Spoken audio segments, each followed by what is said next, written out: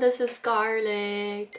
I'm going to do a Q&A in English. I wrote down what I want to say in this video. I haven't done one of these in a while, so I want to make sure that I say everything. I like my makeup today. Let's get started. First question. What I am most interested in at the moment. Honestly, the answer to this question can sound a little boring. I'm at a stage of my life where everything's super good. I talked about the end of last and earlier this year when I was unmotivated and emotionally unstable in my last Get Ready With Me. That phase has passed. I'm very good at the moment. I've been good since March, April, I think. Anyway, I thought about what my biggest interest is at the moment, and it's probably cleaning. I am becoming more and more passionate about keeping my environment neat and tidy. It's not just about vacuuming or mopping. I guess I try really hard to keep my life on track by having regular routines that I stick to, eating and sleeping well, and keeping my place clean. Clean house, clean mind. And someone asked me what made me like this. It's because I realized living that kind of life makes my life more fun. When I was in my 20s, my life didn't have order. It was chaotic, especially when it came to sleeping. My sleeping cycle was very, very, very irregular, and it really affected my lifestyle. Some people are fine with it, but I wanted to fix that really badly because I was always tired. I think the number one thing that I said the most in my 20s was that I'm tired. It took me years and years until I finally started going to bed at night and waking up in the morning. Having this lifestyle gives me more energy, and anything is more fun with more energy. So I'm always cleaning the house, looking for things to get rid of so my house looks simpler. It's about keeping my place as minimal and simple as possible. I do need to work on keeping my closet simple. I always fail at this, but one day I'm gonna have a capsule wardrobe with a minimal number of clothing items. But as of today, the longest wall of my house, the whole wall is a built-in closet full of clothes. So I'm clearly failing miserably, but one day. Next question, do I have any plans for trips this year? Domestic, yes. I already went to Gure and Hadong last weekend, and I'm also going to Namhae this Wednesday, but I don't have any plans to go abroad yet. My friend and I did talk about going to Bali at the beginning of this year, and we said we're gonna go in June, but it's already the end of June, so I don't know. We never made actual specific plans. I'm open to it. Someone said that she'd like to see me in Germany, so maybe I'll go there. I have no clue. Okay, number 3, do I still meditate? And if so, how do you meditate? I do meditate, but I rarely do those like sit down meditations where I stay still for like 10 to 20 minutes. These days, I just try to be more mindful every day, meaning that I try to stay aware of what I'm thinking or how I'm feeling. The purpose of meditation, there's a lot of it, but it's mainly to achieve mental clarity by paying attention to the state of your mind. So you don't have to think of meditation as something difficult. It's just about being aware. Like, say you're angry and you want to meditate to be less angry, but it doesn't work that way. At least for me, it doesn't. Meditation doesn't work if you're trying to achieve a certain state of mind. Well, it's complicated. It depends on your point of view, but you can't try to control it. Meditation is not about controlling, it's about letting it be. So you have to let yourself be angry and give yourself time to process it. Once you go through it, the anger kind of dissolves on its own. But if you try to avoid, distract, or control it, the light went off. Okay, I'll try to move it a little bit. But if you try to control, distract, or avoid it, then it just lingers. I'm not saying like go stomp your feet, yell at people, and express your anger. Just let it sit in your mind for a bit. You don't have to do anything. Just be aware that you're really angry.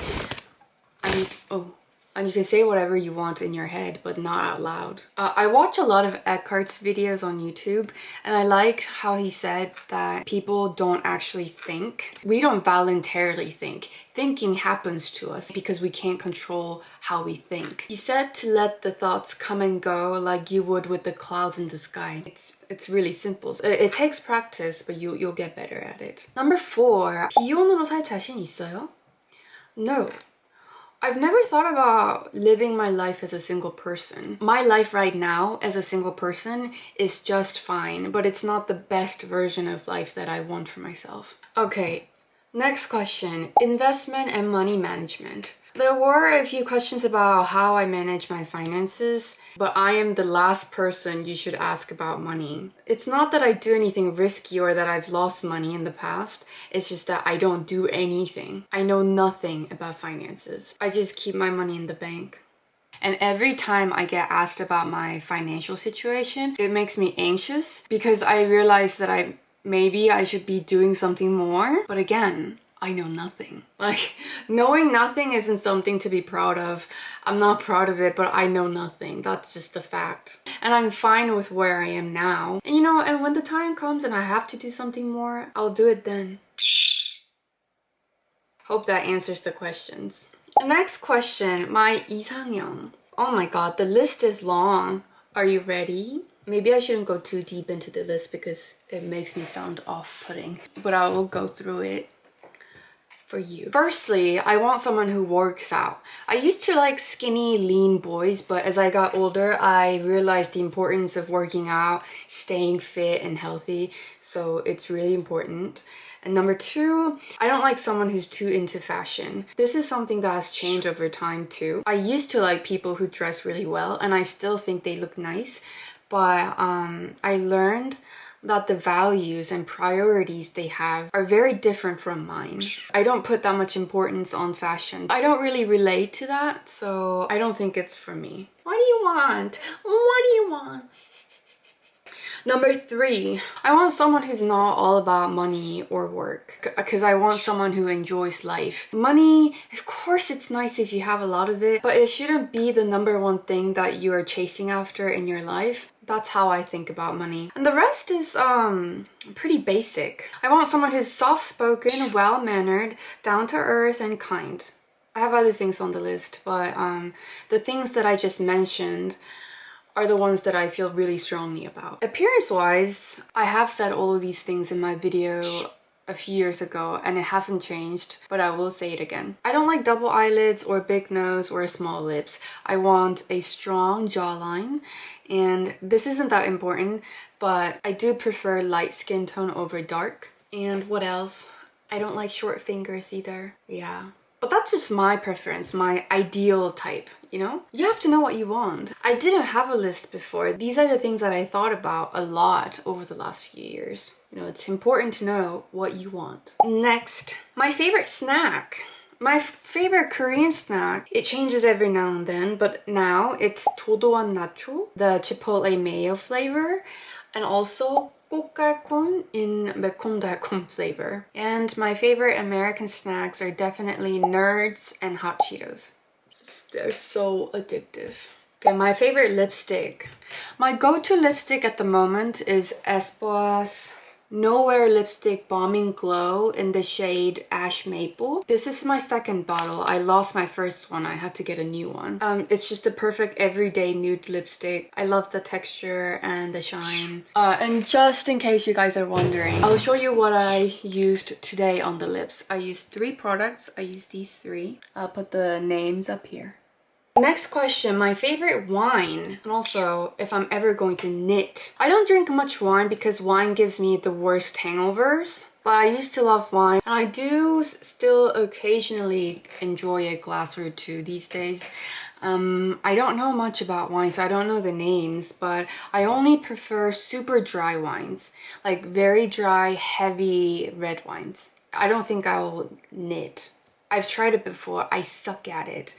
It's very stressful. Next question. As a YouTuber, do you ever feel distressed or uncomfortable about people recognizing your face? Not really.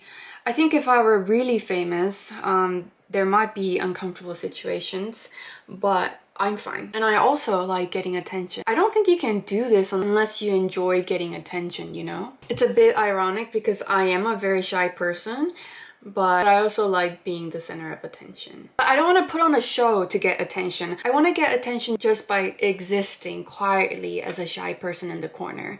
You know what I mean? Does that make sense? So this job is perfect for me. It never bothered me that I have to show my face. Many people have asked me how I was brave enough to put my face out in public, but it never occurred to me that took courage. Next question. What I would tell my younger self in 20s. I just put this question up here because I thought it was really interesting. I never think about the things I wish I'd known in my 20s because... Ask away. Oh, shut up. Because mistakes are inevitable. You have to make mistakes and fall in order to grow. And I think I kind of like making mistakes because that's what makes life fun. Those unexpected turns lead you to more exciting things, I feel like. And also, I never listen to other people. So if my older self came to me and was like, no, you cannot do that, I'd still do it because I don't really regret things, which is kind of connected to this other question. It's related to a video that I made 7 years ago. Someone asked if any of my values or thoughts have changed since this video. I don't think they have. I think I said something like, I don't think mistakes are mistakes because you can learn from them, and I don't really look back on my past life choices, and I'm still like that.